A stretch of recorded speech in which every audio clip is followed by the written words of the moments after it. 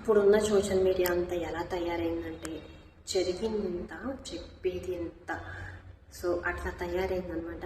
ఎందుకు ఇది మాట్లాడుతున్నానంటే dance master పండు ఉన్నాడు కదా, సో తనకి యాక్సిడెంట్ అయిందంట. యాక్సిడెంట్ అయితే ఏదో కాలుకి గాయాలు అయ్యాయి, చిన్న గాయాలు అని మనకైతే అప్డేట్ ఉంది. కానీ సోషల్ మీడియాలో కొంతమంది ఎలా థంబ్నెయిల్స్ పెడుతున్నారంటే 2 కాళ్ళు విరిగిపోయాయంట, ఇంకా లైఫ్లో డ్యాన్స్ చేయడానికి పనికిరాడంట అని కొన్ని థంబ్నెయిల్స్ చూస్తే బాధగా అనిపించింది. అరే తనకి ఏం కాలేదు, ఓకే.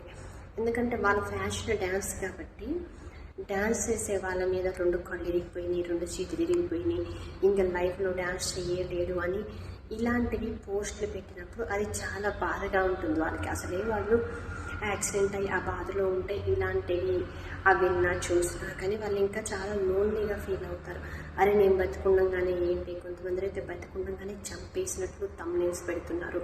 లేకపోతే వాళ్ళకి ఎంత యాక్సిడెంట్ అయితే అరే వాళ్ళు ఇంకా లైఫ్ లాంగ్లో ఇంకా నడవలేడు, తిరగలేడు, ఎగరలేడు, తోకలేడు అని ఇలాంటివి పెట్టినప్పుడు కొంచెం బాధగానే ఉంటుంది. సో సోషల్ మీడియా మంచికి ఎంతైతే పనికొస్తుందో చెడుకి కూడా అంతే పనికొస్తుంది.